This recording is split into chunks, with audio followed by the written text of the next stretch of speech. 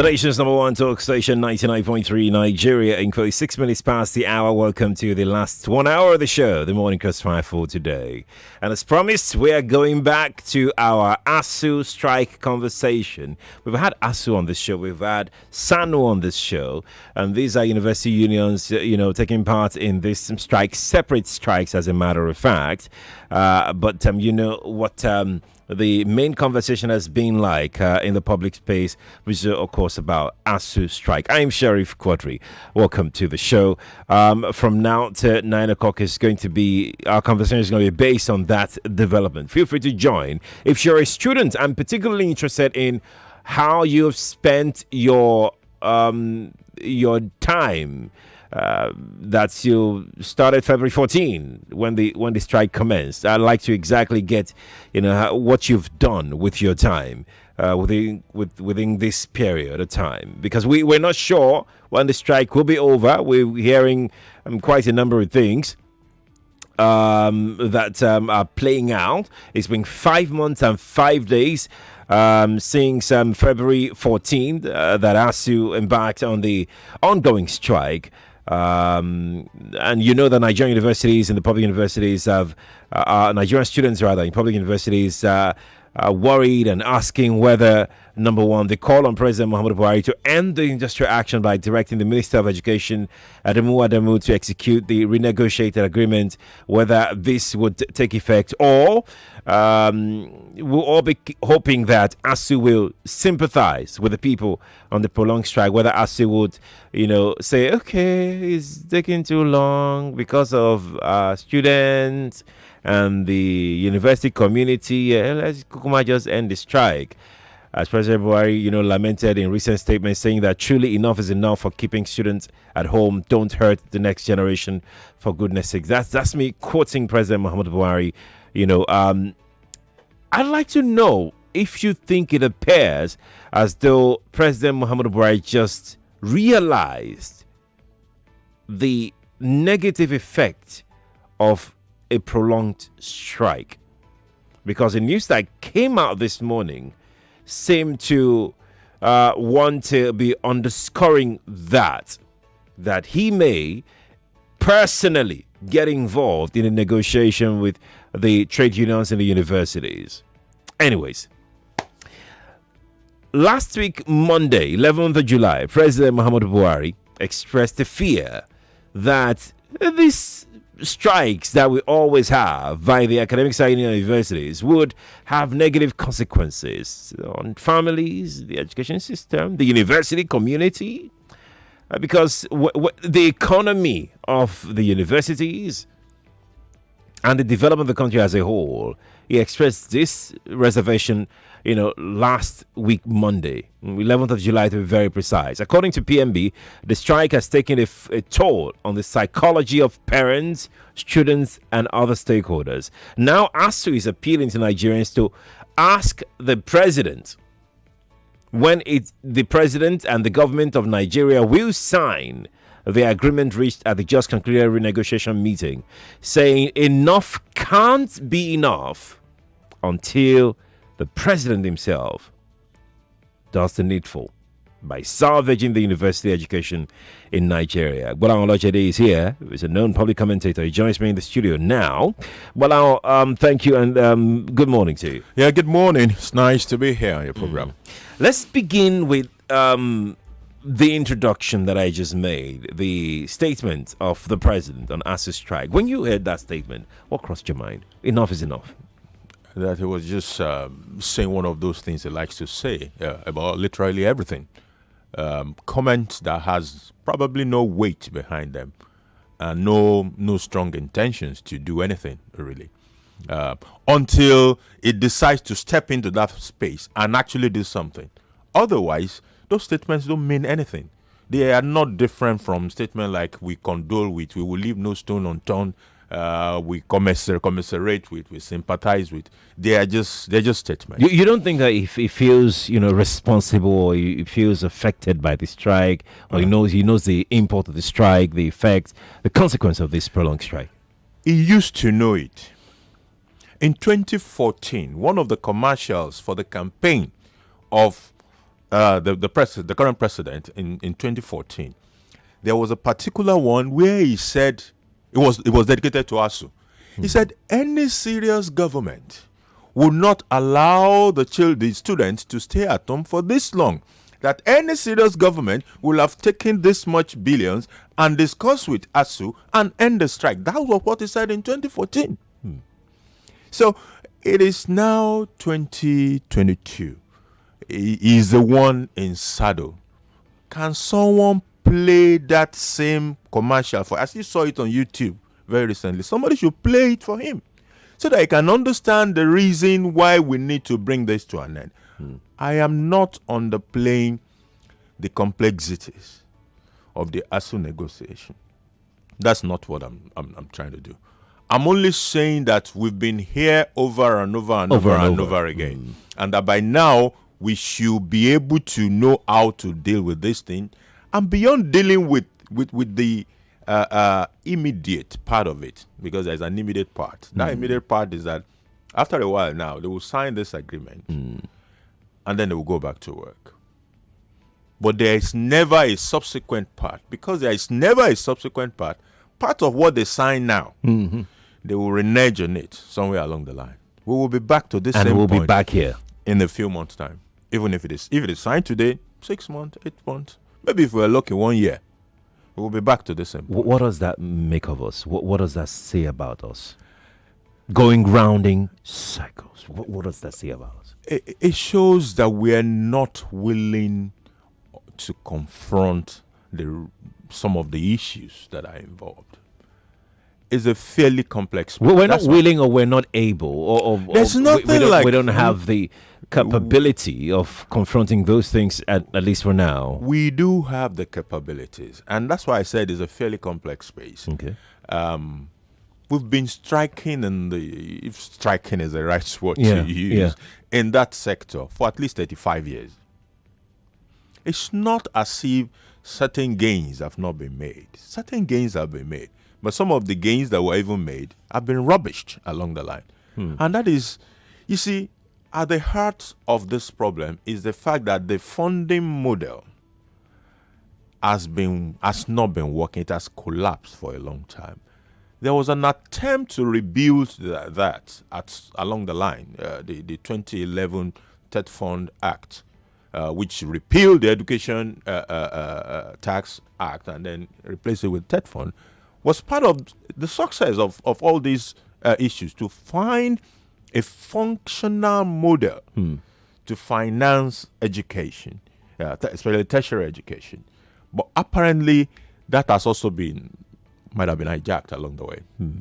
So without being able to confront that monster of funding, how do we fund tertiary education?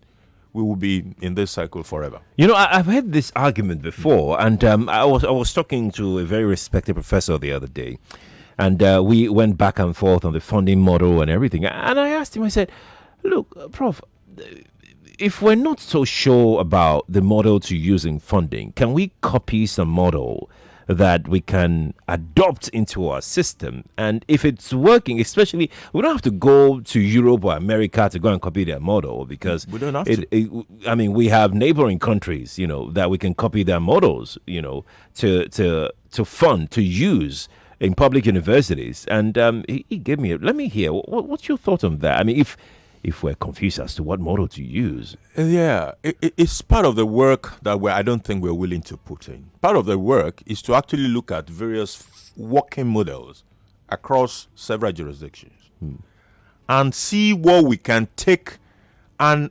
adapt to our own peculiarities, because they might not fit exactly. Tertiary education funding is working in America. It's working in the Scandinavians, but their models are totally different. That's right. That's right. And what will work for Nigeria will also be different. But we can see what is working in all this jurisdiction, then look at the peculiarities of our own environment and see how we can create our own. That ASUU is the academic people now. That's right. How we can create our own model that will serve us. What we currently have is not serving. It's not serving. How would you describe tertiary education in Nigeria? I mean, because we can't separate funding from quality of education. Of course. How would you describe that? The quality obviously has been going down. You went years. you went to Nigerian University. I went to Nigerian University. You went to exactly. Yeah. So you have experience of both on both sides. Yeah. And what I can see is that the quality is going down. It's getting tougher for the students and for the lecturers as well. The lecturers that taught me in school were actually comfortable. They were comfortable. And I'm not so sure if I can say that of the majority of the lecturers that we have today in the public sector, except for those who have other sources of income. And there are some that have other sources of income, But there are also those who are probably just focused on this teaching because it's a profession. That's right. It should be enough. Way back when I studied in the U.S., I was privileged to work in a department in the school called institutional research. Institutional research was the custodian of the entire university data. So from salaries to how many Hispanics are teaching them, I had access to all those information. And it opened my mind a little bit to certain models, that we don't even, for example, in an American university, teachers are not even remunerated the same way. It's not like, okay, because I'm lecturer 2, therefore everybody gets the same. No. No. The highest grossing lecturers in that school where I went to were a professor of finance and a professor of mathematics. And it has to do with even the demand of their jobs and the courses that they're taking.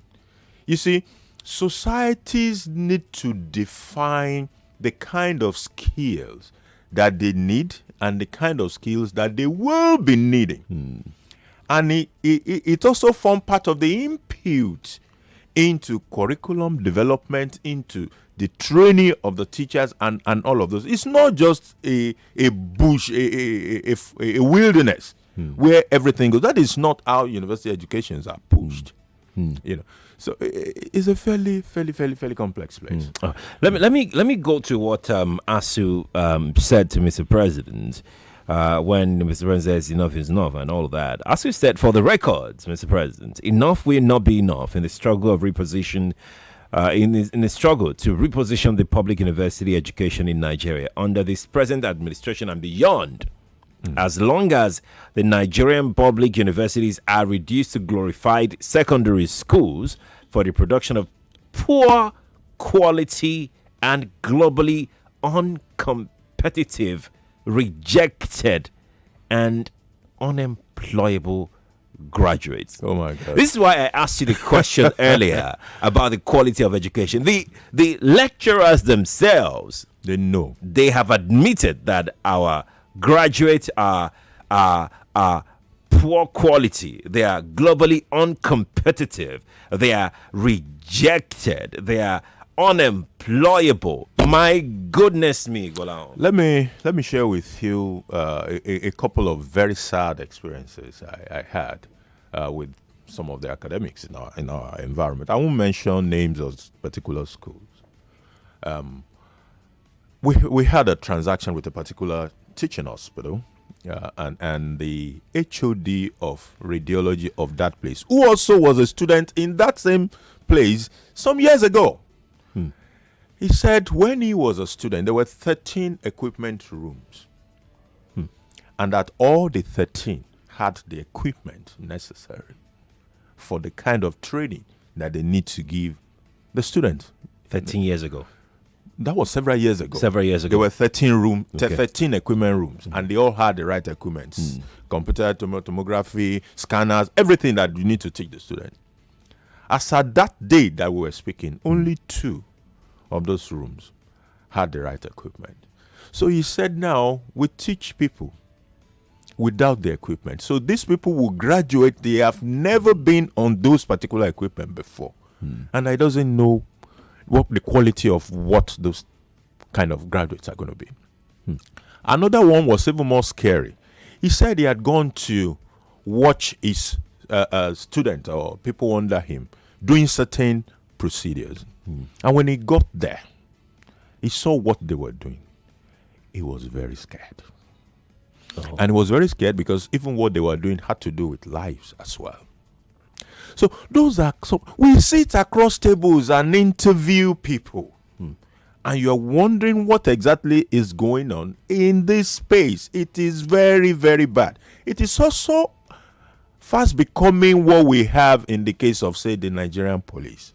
So you go to school now, I saw a student who was saying, now students have potties in their rooms. Excuse me? Yes. They have potties in their rooms because you can't even go to the toilet. Don't even think about it. So they poo-poo in their potties in their room and carry it and that is what everybody does. Oh my goodness. So you can imagine the kind of product that will come out of institutions like that. They are not just academically bankrupt.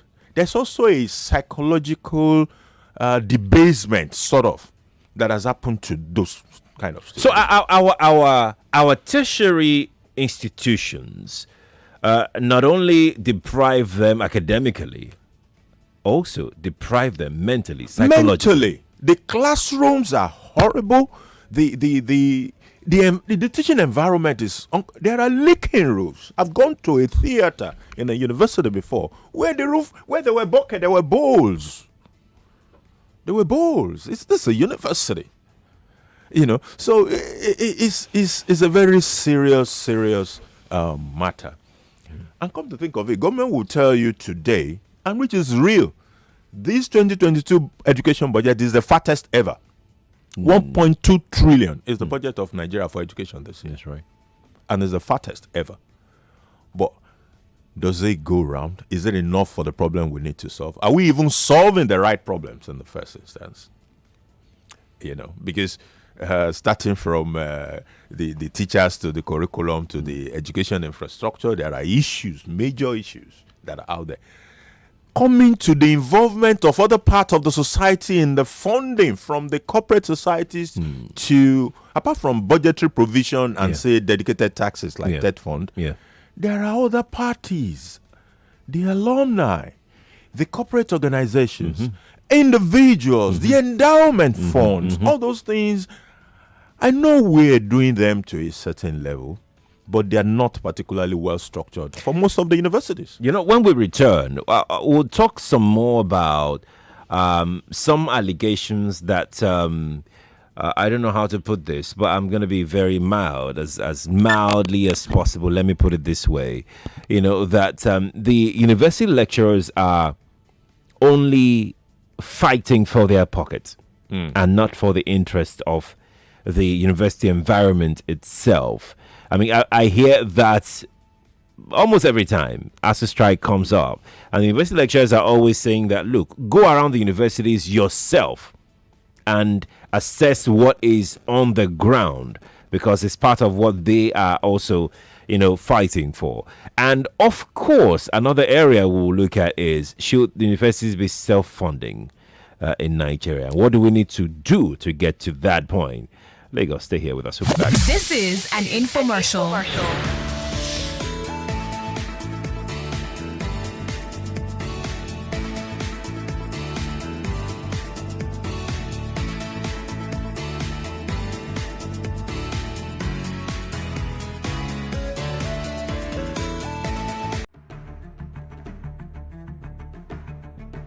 And I want to assume that you would run because I want to give the listeners context for the conversation. In 2019, you were running mate to Atiku Abubakar. What did you learn then that you will not repeat this time? Yes, when is the president coming out to address us? There's a few things. One, I have a burden and a passion for young people. The fact that you have elected a man does not mean then you begin to order him around. The president will do whatever is good for the country at any given time. Mr. Adeshino, isn't the president responsible to the people? What should the next president do to root out stakeholders who are complicit? You fire those that need to be fired are fired. It's looking like a brand new Chelsea, attacking with so much fluidity. And what can you say about that, Martin? I know you follow Chelsea quite closely. I live close to the Chelsea training ground. That's what you mean by that. I'm not a Chelsea. For the phone, and I got some change. That's not possible. There's a promo going on. Samsung has an amazing deal for everyone this month. You get up to 3,000 naira discount on A23, A13, and A03 core. Give me my share of the 3K now. I love my food. Go get your device at the nearest Samsung authorized store and benefit from the price drop promo. Valid between the 4th and the 31st of July, 2022. Hurry now while stock lasts. Is this a mistake? What? What's that? What happened? See, I just bought 1,000 naira Glow data, and instead of the usual, I got 3.9 gigabytes.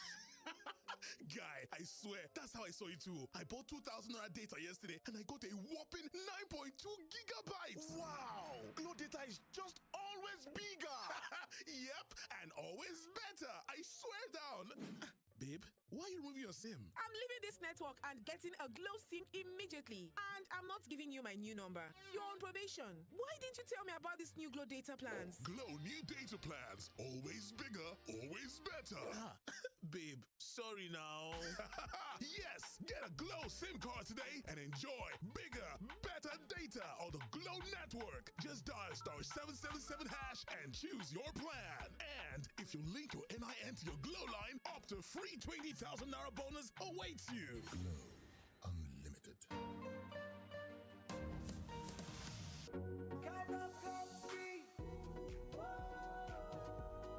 Taste it, love it.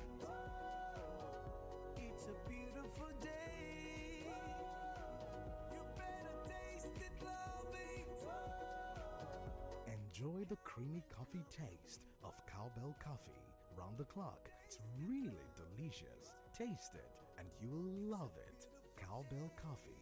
Taste the creamy side of coffee. Each of us needs a partner. We're looking for someone we can rely on in a friendship, work, and life. Octa FX is a trading platform with 10 years of experience. It helps Forex traders make efficient trading decisions. Today, they have over 6.6 million trading accounts opened and 100 countries covered. Join the community of like-minded entrepreneurs by watching the webinars, reading the market analysis, and mastering a free Forex basic course. Learn more at octafx.com. Open a demo account with any deposit just for practice. You can practice until you feel ready to switch to a real account. Use the promo code INFORM100 to double your deposit for more efficient trading. Have you been disconnected because you didn't link your national identification number to your MTN number? Don't worry. If you already have your NIN, here are 5 ways to reconnect. 1. Dial *785#. 2. Text your national identification number NIN to 785. 3. Chat with Ziggy on WhatsApp number +234 9033 000001. 4. Visit my MTN NG app. Or 5. Visit www.mtn.ng. If you don't have a national identification number, just walk into any MTN store or NIMSI center near you or visit the MTN website to book an appointment. What are we doing today? Guys, share the good news. I was at a Samsung shop today to get my A23, but something amazing happened. I paid for the phone and I got some change. That's not possible. There's a promo going on. Samsung has an amazing deal for everyone this month. You get up to 3,000 naira discount on A23, A13, and A03 core. Give me my share of the 3K now. I love my food. Go get your device at the nearest Samsung authorized store and benefit from the price drop promo. Valid between the 4th and the 31st of July, 2022. Hurry now while stock lasts. You're simply the best.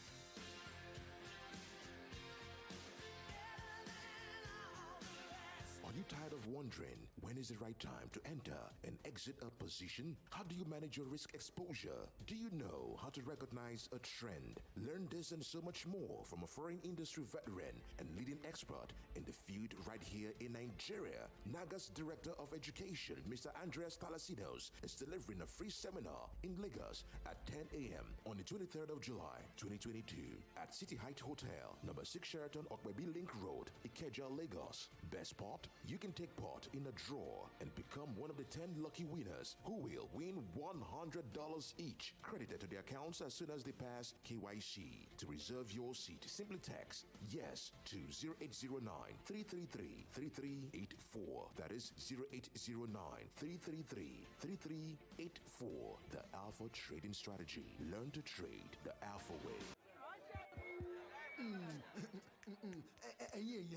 My name na Shegun and I be village man. All of una way like to blame us village people because una business they do well. Say una think say we no get our own issue. I beg you, we village people no get your time. Check yourself first. Village people are the reason your business isn't growing. Introducing Money Point, a business bank that helps you realize your business dreams with easy access to quick loans, ease of payment collections, and general business management tools. Visit www.moneypoint.com and let's help you power your business dreams.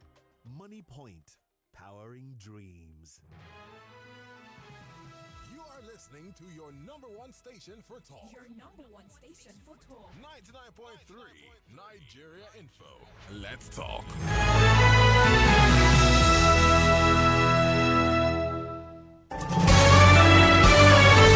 This is Morning Crossfire on 99.3 Nigeria Info. The nation's number one talk station, 99.3 Nigeria Info, Lagos, Nigeria. Good morning to you. Thank you again for staying tuned to our conversation this morning. ASUU strike is on the front burner again. It's everywhere in the news this morning. Since last week, it's been prominent in the news.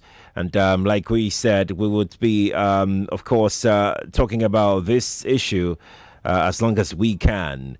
Let's have you know that you can join the conversation right now. I would love to talk to students. I would love to talk to lecturers as well. If you're one of these two groups of people, feel free to calling and let us know what you think about this strike action and what you've been doing with your time. If you're a lecturer in any of the universities or polytechnics or college of education, because I know that you're affected by one thing or the other in those areas as well, feel free. If you're a member of NASU or SANU, feel free to also calling and let's talk about this ongoing strike action. 0700 993 993 993 and 01465 7190. I'm Sheriff Quadry. Olojede is here with me in the studio this morning. We'll take a few calls before we continue with our conversation this morning. Hello, good morning to you. Hello, good morning. Morning to you. Yes, good morning, Mr. Sheriff. I'm not a student, I'm a lecturer. I'm a parent. I have my son there. All right. Yes, I have my son there. And, it is nothing to say other than sad. Because, and what I think they are technically doing, they are trying to, kill this public school so that they can market their own upsurging private schools. I give you an instance. My pain is that, you see, my son has been in the university since I think 2019 or thereabouts. Okay. And of course he's supposed to have even graduated by the way of time, maybe last, if not last year or early this year. Now, a mate of his who went to private university is going for NYC now. Oh. That is even on a lighter note. I had another cousin, whose son also is being in university since 2017. Oh, wow. Because of this. So, it is sad. If it's NNPC, NUPENG, PTD, petroleum tanker driver, that says they are going on strike, I give you, in less than 24 hours, they will call it off. If it's NURTW that say they are going on strike, in less than 24 hours, they will call it off. What are HASU demanding? That is too much. A professor, earning 500,000, 1 million. Less than 500,000. Thank you so much for calling me. Appreciate it. Let's take another one. Good morning to you. Hello, good morning, sir. Morning to you. Mr. Sheriff, my name is Anthony. Welcome. I'm calling from Adebalakwe. Welcome. Yes, sir. I want to talk about this ASUU strike. It's very, very bad. I read that road jam this year. Cannot proceed. I don't like it. My mate too that road last year cannot proceed. All of us, we are just at home. We're looking at each other. Very bad. So they give us that difficult jam to ride. No school to enter. Very bad. I mean, I feel your pain. Like after burning the night candles and everything, and then at the end of the day, you couldn't get into. Oh yeah, I know, I really do. Good morning to you. Hello, good morning, Mr. Sheriff. Good morning to you. I'm going to be anonymous. That's fine. That's fine. Okay, so I got admission into University of Port Harcourt 2016. Okay. I want to tell you now that I'm currently still in school not because I failed, not because I had carryover or anything, but because our institution have failed in their responsibility, and I'm still in school. I'm in my finals now. I was supposed to finish before that February, but my school, due to their slow scheme, we had to wait. We had to wait for the newly admitted students to catch up with us. So we had to wait for them. Right. So that was the reason why we were unable to to graduate our second semester. So and now I'm at home waiting and seeing how they are playing the game. You know, it's quite funny that they are talking about election now when we are at home. I don't want to ring my blow my trumpet or something. I in my faculty, I'm one of the best there. Okay. But I can't imagine. I'm studying a 5-year course. Okay. But currently now you can calculate it's almost 7 years. Is that my fault? No, it's okay, not. If we had an institution that is working, I can even sue the government because they played me. We had a contract. I'm supposed to study for 5 years. You failed. You failed in that. Anthony, anonymous rather. Thank you. Oh, sorry. I thought you were done. Sorry. I really apologize. Let's take one more. Good morning to you. Hello, good morning. Good morning to you. Mr. Sheriff, good morning. Morning to you, madam. My name is Yamaka. You're welcome. We are talking about university. What about the secondary school? We'll get there later. Let's not deviate, please. We'll get there. I mean, we know that we have issues with our schools. But Amaka, thank you. Good morning to you. Yes, please. Good morning to you. Yeah, Jonathan, I didn't know that you were not talking about that. It's okay. I just like that last caller said, I think ASUU to also start thinking of instituting a suit against the federal government. Honestly, I think they need to toe that route alongside the protests they are doing. And I feel very disappointed in all the affiliation, TUC, NLC. I feel highly disappointed in all of it because they have been ranting that they want to join in all this while. They refused. And they are also not placing priority on education in this country. And I also want to talk to guidance of all the students. I think it's high time they form a front. Other parents or guidance form a single front and also join this fight. Enjoy your morning, Sherry. You too, Jonathan. Well, let's take it from what Jonathan said about ASUU suing, possibility of ASUU suing the government. Well, ASUU spoke about that possibility, and this is what the ASUU national president, Professor Emmanuel Shedeke, said. He said, on our withheld salaries, if we decide to take them to court, they will mock us by getting their smart lawyers, and the case will be adjourned for years. Then it will go on to the appeal court. On the issue that concerns our members, this government will leave and will be in court for years. In other words, there is nothing going to court. They are ready to wait and use the instrument that they have, which is the strike action. It's a smart approach because the fact is what they have just said. When you go to court, apart from the fact that you don't know when this case will eventually be concluded, when the case is concluded, there is still the execution of the judgment. The execution of the judgment will bring them back to that table. Okay, you said we should go and pay this much. Okay, we don't have money now. What are you going to do? What are you going to do? Oh, okay, yeah. So it's better to take this approach, resolve it, and be able to at least resume. I believe that the ASUU issue is not a one-phase closure. You do something now, you resume, but don't leave it as that. You must come back to the table and have a more comprehensive discussion on how you want to ensure that you will not be back in this position again. Otherwise, we'll be back there. Yeah. Talking about phased resolution, Buhari's government has paid 92 billion naira to cover earned allowances and revitalization funds to federal universities.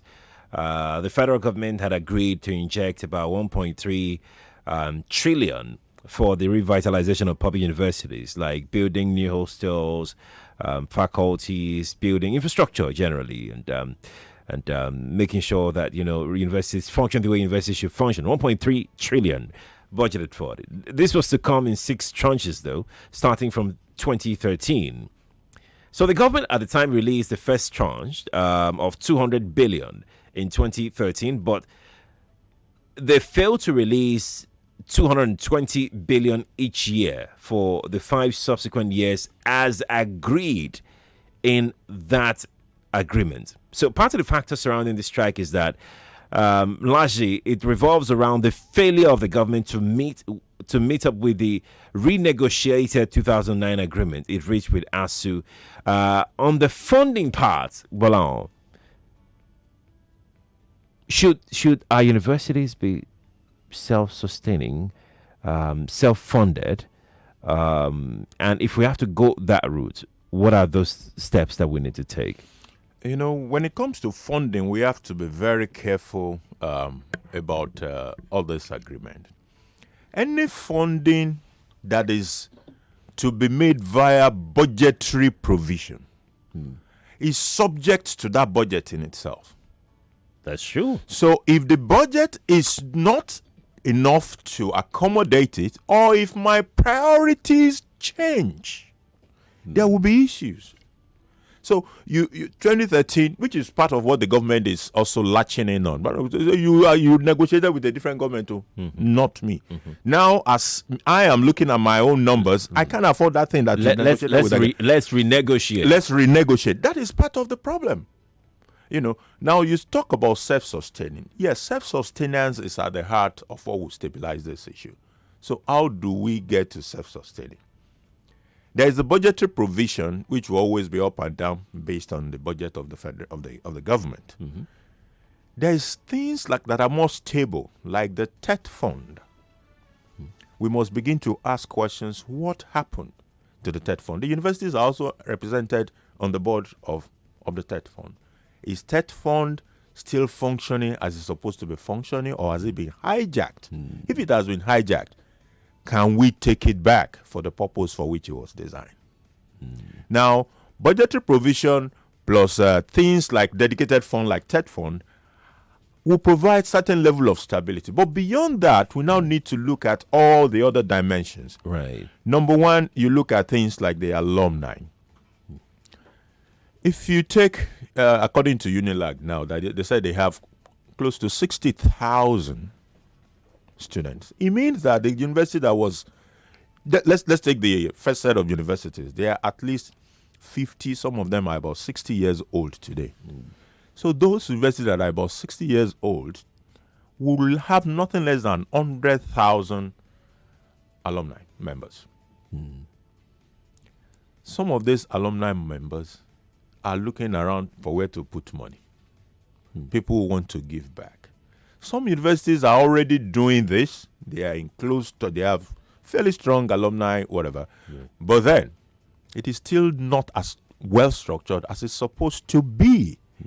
I did my bachelor's there, so I went to one of those earliest universities as well. Nobody has reached out to me. It doesn't mean that even if you say, well, can you give 100,000 naira every year to us? I may be able to afford it. You don't know. So let's be able to put some structure around getting funding from alumni in more than what we are doing right now. Right. There are enterprises. There's nothing that stops a university from having businesses. Is there? I'm not aware. And some of them already do. They have their water, they have their these, they have now they have their farm. They have the farm. They can do a lot better with some of these things. There are the issue of research fund from both governments. I found out that if you take the US example, the volume of funding that is coming for research that are privately funded. I was going to go there, but I just wanted you to land. But since you're there, let's just go in. A friend of mine back in the US then was studying, has a master's in biotechnology. Some of the things they were working around were being funded by a biotechnology company. That's right. Absolutely. So we have banks in Nigeria too who may want to fund something in the fintech space. Right. We have the Nigerian police who may need a sociology research on why certain crimes are prevalent in certain areas so that you can know how to deal with those crimes. Some of the problems we have with solving crimes in Nigeria is that we don't even understand the genesis, the environment, what creates that crime. We don't even understand it. We just start jumping all over the whole place, carrying guns and breaking people's door. What they do in some other societies, they study that crime, and they study the environment, and that provides a basis for them to know how to deal with it. And they use the university. And they use the university through research. Through research. Funded research. Funded research. Do you know how much money some universities made during COVID? Because government and other interested farmers, pharmaceutical companies, pumped money into research and got universities involved in all this research. Is that happening around here? What about endowment fund? What is going on with that? So these are some of the things. There are several ways. There's also the tuition part of it, anyway. Which that's our next port of call. As a matter of fact, as to honestly, education anywhere in the world is tertiary education. Tertiary education is not cheap. It's expensive. Yeah. Are we paying the right amount for education in this country? No. No, because there's a blanket assumption that everybody cannot afford it. And that assumption has been driving our approach to the issue of tuition. There are go to Unilag now. Students have cars now. So those students too, they are being put in the same bucket as the daughter of a petty trader who can barely put up money to feed in a day. They are not in the same category. And there has been ways and means in which some other society have been able to apply some selectivity and ensure that people who need to be in the university who are brilliant but are poor can get education. Because as it stands right now, it's as though we have everybody in universities, whether you're supposed to be there or not. And that's hurting the system. It's hurting the system. There's a burden on the university. And the way, which is also part of the funding issue, if you go and watch the trajectory of how the number of students have grown in the Nigerian university, you'll be amazed. If you take a Unilag with the first set of students that were 131 to over 60,000. To almost 60,000. That is a whole lot of growth. It is. As the income grew along that same pattern, no. As the budgetary provision grown along that same pattern, no. So there is a disconnect. And we must understand that it is not everybody that cannot pay. And people, as we're speaking, people who are negotiating to take their children from public university are already doing it. They are taking them to the private. In the private, they will be paying. These same students are currently in public university. But there's an assumption that everybody cannot pay. What would you advise as we coast home finally on the program this morning? What would you advise? Charge for university education as we should charge? Or we should find a way that is selective and is able to identify that the reality that some people can actually pay and get them to pay. And those who cannot pay, that the system is able to help them. If you're brilliant, but the problem is that you cannot pay, you must not be left out of that system. So designing that kind of a system is part of what we need to work on in this country. Should the government hands off totally? I don't think it should hands off totally. I don't think we're at that level where you want to hands off totally. I'm not even sure whether we should hands off totally at any level at all. But we must realize that government cannot on its own continue Fund to fully education. fund this education. Oh, fantastic. Yeah. Gbolahan Olojede, thank you so much for doing justice to this conversation today. Thank you for coming on the show. The pleasure is mine. Lagos, that's our show. But before I go, Feta is here and she's got an information for you. After Feta, then I'll come back. We'll coast home. This morning, Feta, how are you? Good today? morning. I'm doing great. So I have this very sweet announcement for all you listeners. Now, guess what? I'm here to tell you about Global Taxi. Now, Global Taxi is an e-hailing service company in Nigeria here, and the transport industry with their head office at Yaba, Lagos. It's a Nigerian brand, very ready to offer reliable, excellent service to you by taking you to anywhere you want to go. I'm talking about your desired destination safely, in style, and in comfort, and a very affordable cost. Now, Global Taxi has good incentives. I mean, they have you in mind 24/7, so they are ready to give out good incentives, good customer support service for you, its customers. Now, if you are thinking of how to actually download or access the app, Global Taxi is actually an app. And if you're a rider, all you have to do is download the customer app from Google Play Store or Apple iOS, depending on your type of smartphone. Then again, sign up to the app to enable you book a ride with the app. So you're a driver. Download the driver's app from Google Play Store or Apple iOS, depending on your type of smartphone, to sign up to the app. Then after you do that, your account is going to be reviewed, confirmed okay, and activated by Global Taxi staff to enable you use your driver's app to accept riders' request. There are also several interesting incentives very available for drivers and riders, and even more coming up, Seth. So if you need more clarification on this info, visit our website at globaltaxilimited.com. Sign up today to enjoy the quick, safe, affordable ride. And do not forget, Global Taxi is the quickest way around. Indeed. Now, quickly, let me say that at 9 o'clock, once I'm done right now and out of the studio, at 9 o'clock, Jimidisi will be in here with Funke Akindele Bello, the deputy governorship candidate of the People's Democratic Party. And they will have a go at all those important aspects and areas of conversation on the show, Daily Digest Humidity for today. But for now, I need to go. I really have to go. Hopefully tomorrow we'll bring back we'll bring INEC on the show, and you can ask INEC all those questions, big questions that you want to ask them on the show tomorrow. Feel free to join us at 8 a.m. for that conversation. Hopefully, it's not a promise, just hopefully, because that's a plan, to bring INEC on the show and answer all your questions. I'm Sheriff Quadry. You can follow me on social media, on Instagram at Sheriff Quadry, on Twitter is at Sheriff Quadry, and on Facebook page is Sheriff Quadry. I'll see you 5 a.m. tomorrow. Bye for now.